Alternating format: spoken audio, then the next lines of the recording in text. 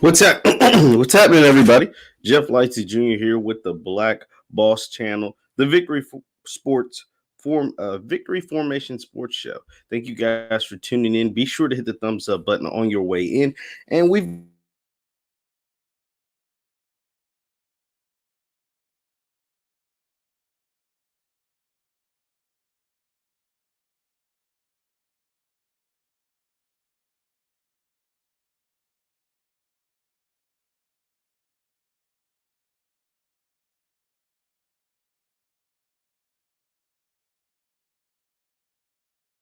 because what they did to Kobe, Gigi, and the seven other victims was just disgusting.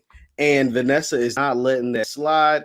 So recently, late last night, most of you guys were probably asleep. I was actually up and I was waiting till the morning to now to share with you that Vanessa actually released the names of the four LA County Sheriff Department deputies who took pictures of the helicopter crash site of Kobe Bryant, Gigi Bryant, and the seven other victims. Let me read to you from CNN.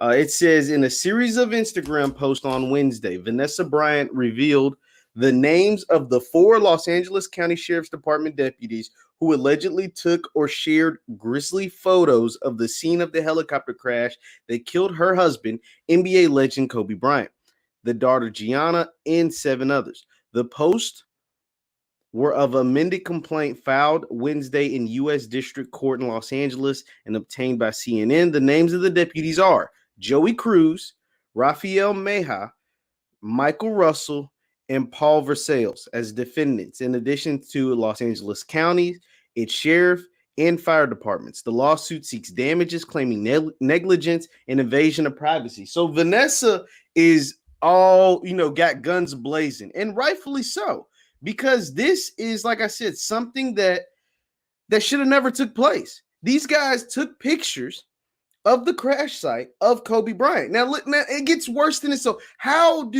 besides the fact that they took the pictures, how did the public find out that there was actually pictures of Kobe, Gianna, and the seven other victims, rest their souls?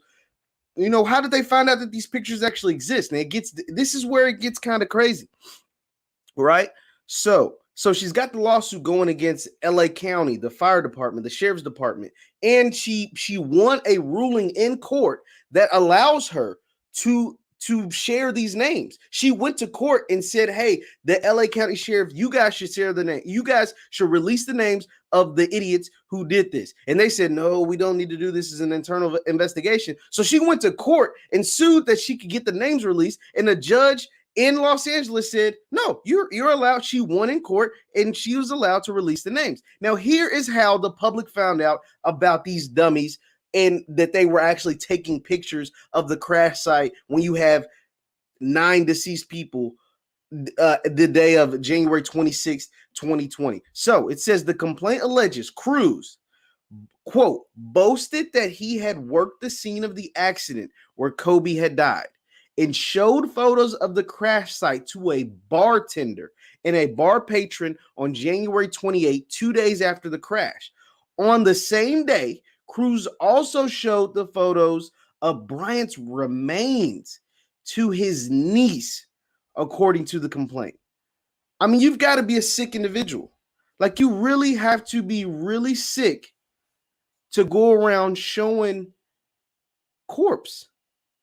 I get it. Kobe is famous, but this is really what you want to be known for. The guy who was going around showing everybody Kobe Bryant, his daughter, and those other victims' dead bodies. You gotta be pretty sick to go around, and it gets worse. It gets worse. So the bartender who saw the photos then shared with other customers that he had seen the photos and, quote, described specific characteristics of Mr. Bryant's remains. Oh my God. It goes on. One of the customers found this situation, quote, very, very disturbing and emailed a complaint to the sheriff's department describing the deputy. Another deputy, Russell, allegedly shared photos with a friend to whom he, quote, plays video games with nightly, the complaint said. I mean, think about this, guys. Think about this. You're in a horrific tragedy that leaves you that causes you to lose your life. Right? You don't have an ounce. I don't have an ounce of the celebrity status of a Kobe Bryant. And someone is there taking pictures of your deceased corpse and going around showing bartenders, going around sharing them on video games, going around showing patrons at a bar. Like, think about how your family would feel, and you don't have an ounce. I don't have an ounce. I know how my family would feel, and I don't have an ounce of the celebrity status of a Kobe Bryant. I don't have an ounce of that. But they're going around literally, like, listen to what this bartender said. Listen to I'm gonna read it again. The bartender who saw the photos then shared with a customer. So he saw the photos, he's probably messed up in the head. He said he then shares with the customer he had seen the photos and, quote, describes specific characteristics of Kobe Bryant's remains. Specific, so that means these photos were so close and so vivid that he could describe specific characteristics of Kobe Bryant's remains. I hope I am like saddened for the families involved.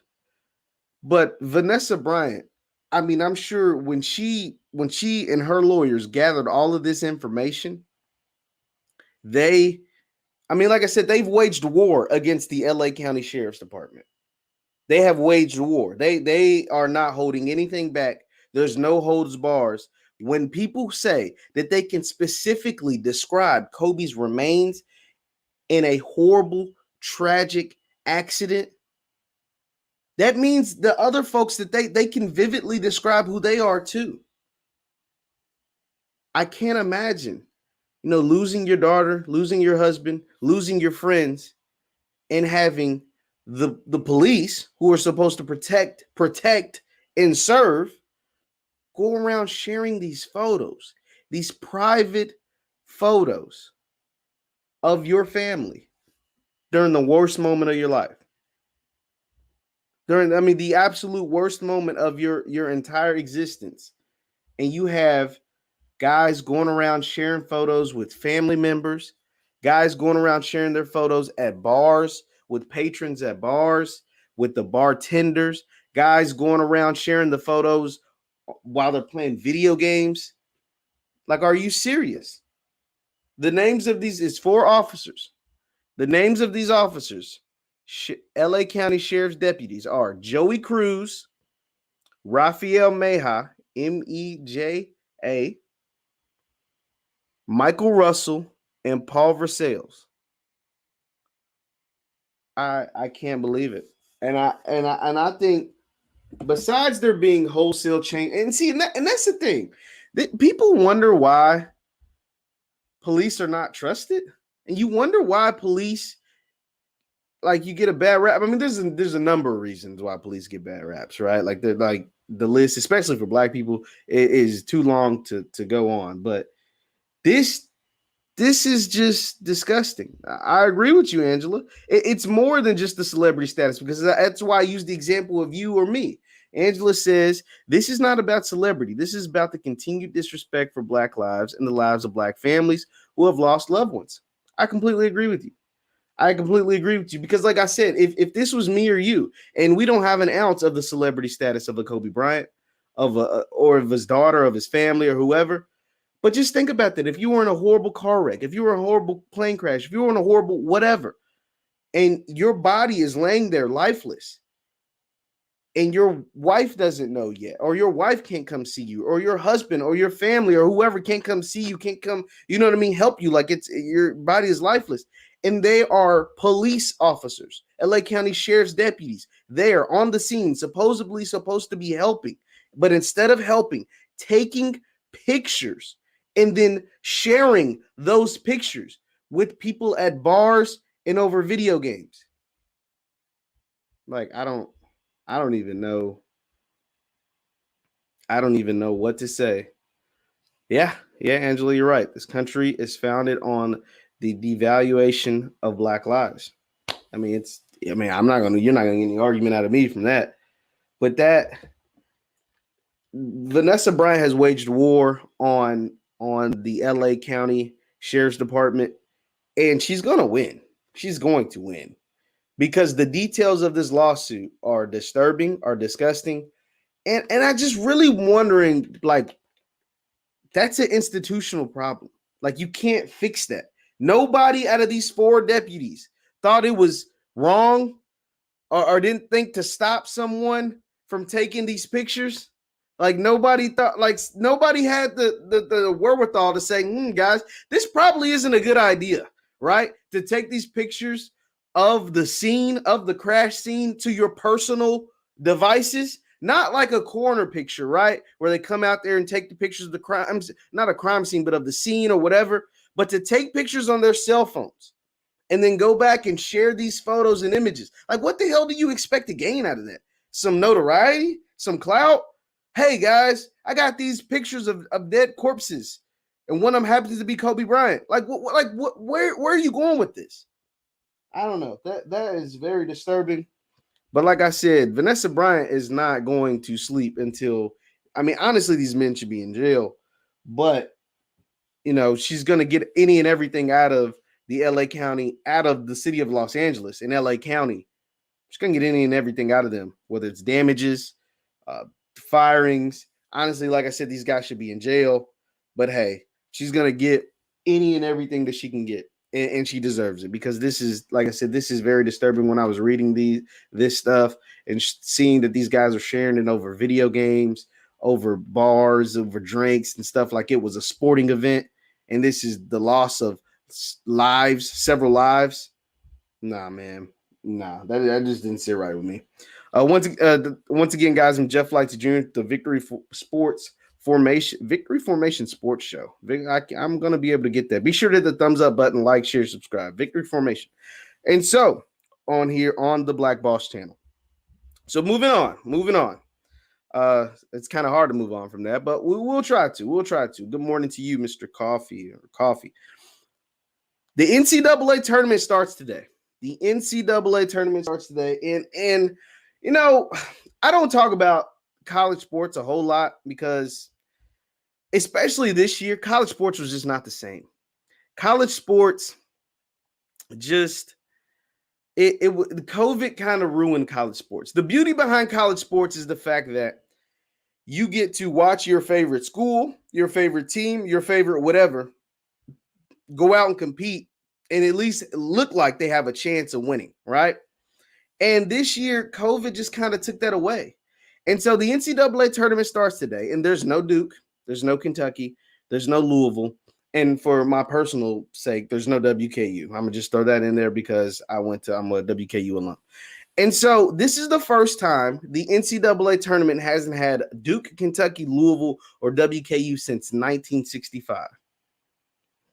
Now, the ratings for the NCAA tournament March Madness are going to be in the tank, and there's going to be a number of reasons why. One, ratings across everything, every major sport has been in the garbage this year. That's just how it is. It's because people are dealing with a whole lot more than wanting to participate in sports. It's good that we have sports back. Don't get me wrong. I'm glad that they brought back sports. But folks are dealing with a whole lot, whether it's the loss of their jobs, whether it's, the loss of family members, COVID, just, everything. The economy was in the trash for a long time. Like, a lot of things have gone wrong in America for most folks who are casual sports fans to tune in. And so I think March Madness, just like the Super Bowl, just like the NBA Finals, just like all the other sporting events that have taken place this year or in the past year, is going to suffer. And it's also going to suffer because there's no Duke, no Kentucky, no Louisville. No, Kansas is not the favorite. North Carolina is not a favorite. Villanova is not a favorite. The favorites this year are teams like Gonzaga and Baylor. I'm sorry, no offense, shout out to the Gonzaga and Baylor, but nobody's checking in for Gonzaga and Baylor. Gonzaga's undefeated, and a lot of people probably don't even realize that. It has a legit chance to go the entire season undefeated and be the first team to go undefeated since 1976. 1976, they have a legit chance of doing it. But nobody's even checking for them. Nobody's even sweating Gonzaga. And they have literally a legit chance to go undefeated this season. But college basketball has a real problem. Here is what college basketball is facing. And not just college basketball, college sports, but mainly college basketball, because college basketball is built around blue blood programs and stars. Blue blood programs and stars that you will see at the next level. And they have a problem. One, their biggest stars either are choosing not to go to college at all, whether it's the G League, overseas, or whatever. And two, their blue blood programs are down, at least for this year.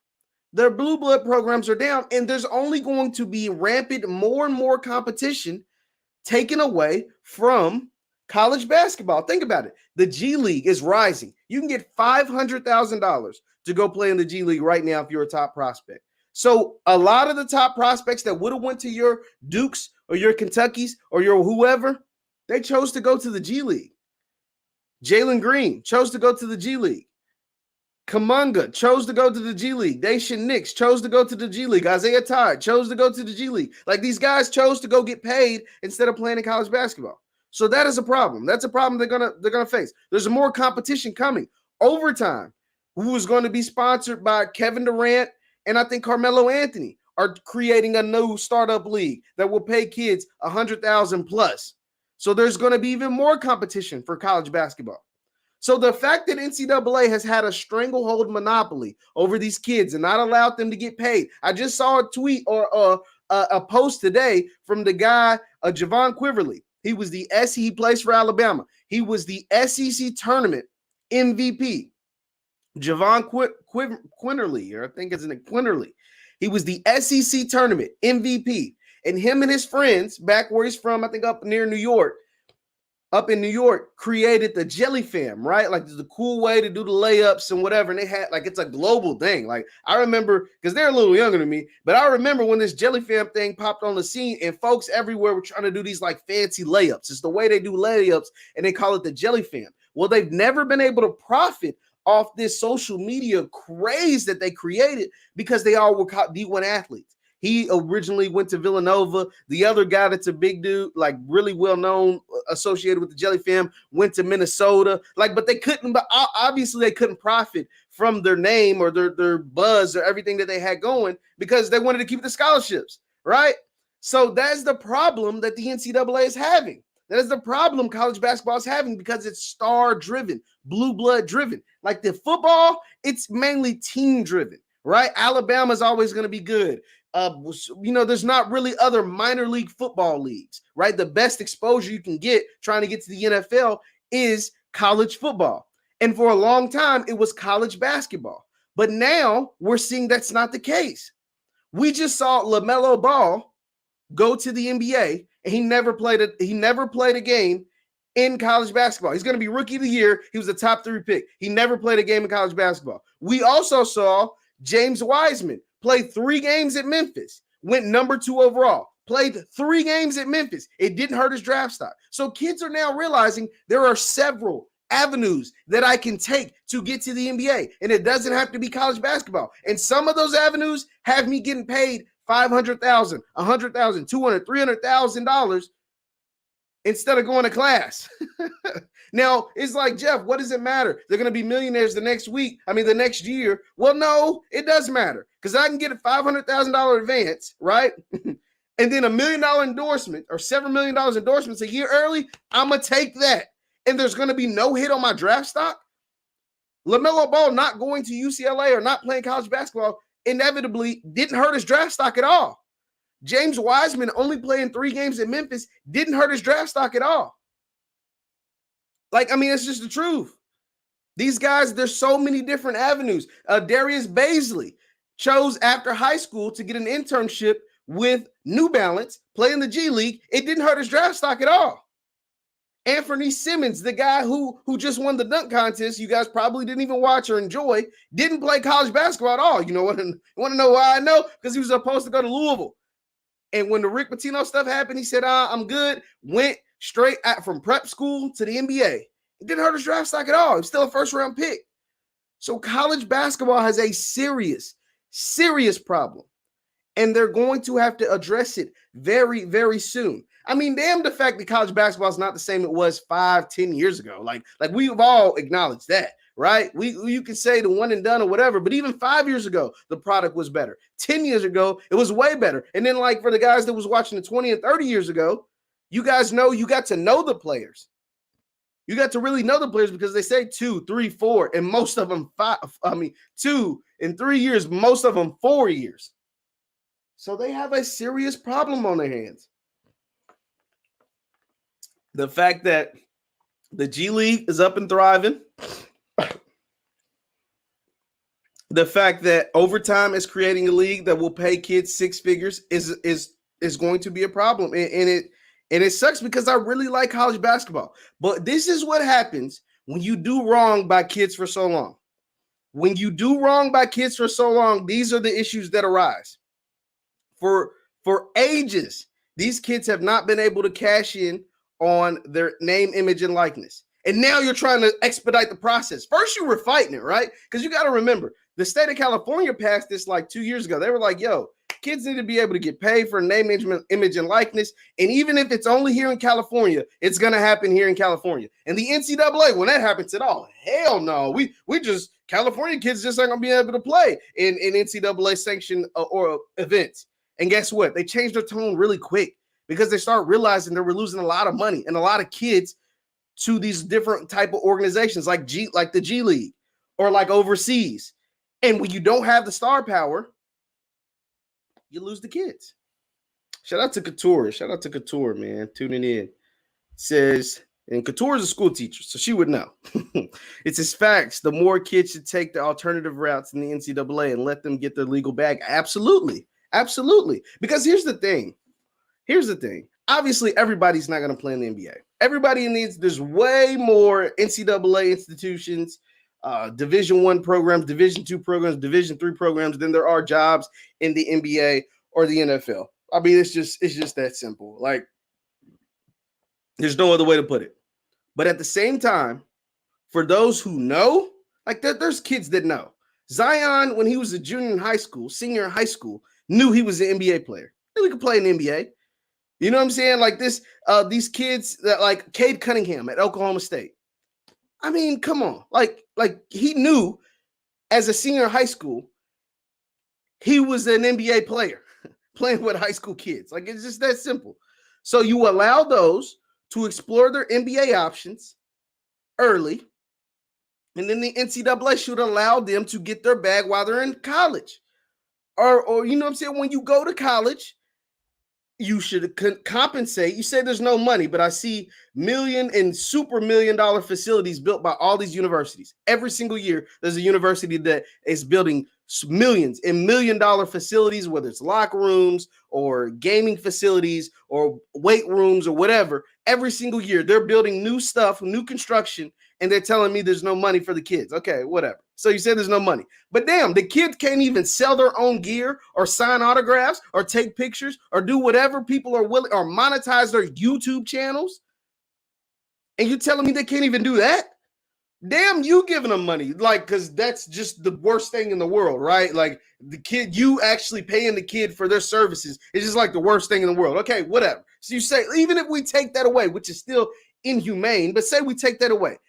Me, because I'm a college athlete, and that's what Javon Quiverly was saying, I'm a college athlete. I created a thing, the Jelly Fam, that has garnered recognition around the world. Not recognition just in New York, not recognition just in the United States, recognition around the world. And I can't even capitalize on that because I play at Alabama. I can't even capitalize that because I play at Minnesota. That is not right at all. That is not right at all. And that is the issue that is taking place in the NCAA. And they're going to continue to have this problem as more and more leagues sprout up and kids realize there's alternate routes to get to the NBA. There's alternate routes to get to where they want to go to. There's alternate routes to get to their final destination. Like I said, James Wiseman. Look at the top 3 picks in the NBA draft this past year. Look at some of the best players in the NBA. Luka Doncic never played college basketball. James Wiseman played 3 games. LaMelo Ball never played college basketball. Like, there's going to be at least 2 more top 10, top 5 picks that didn't play college basketball. Jalen Green and Kuminga. They're going to go in the top 10 somewhere. They never played college basketball. Ben Simmons didn't even go to class. His team didn't make the tournament. He was the number 1 overall pick. Like, they have issues, and they're going to have to solve them. But back, so I say all of that because I got on the tangent about, like, the NCAA and what's going on and everything. But my picks, I guess I got to make picks because I told, shout out to Husky, I told him that I'd make picks for the NCAA. And I haven't followed college basketball deeply. Like, I covered Western Kentucky, so I follow WKU really heavily.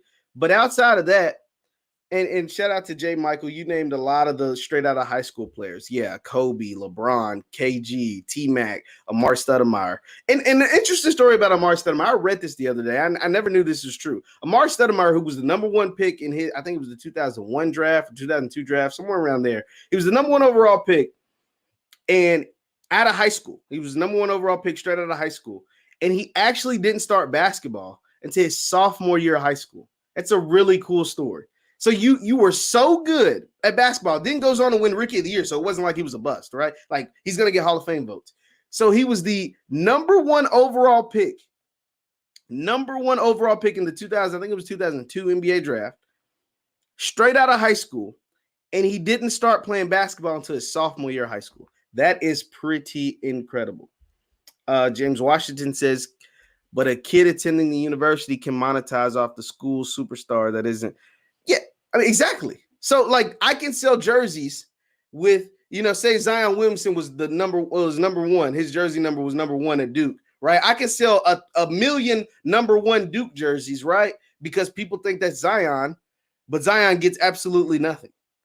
That was the whole deal, and the NCAA has had this problem for years, right? Like, I mean, some of the most well-known cases were like with the Fab Five and Chris Webber and stuff like that. But now that with the social media age, and I think people are finally, like, the mainstream media is finally coming around, because at the time they were calling kids like Chris Webber and guys like Jalen Rose, who were like, how in the hell is Michigan getting all these millions and millions of dollars off my name, and my family back in Detroit is still struggling to get a meal, right?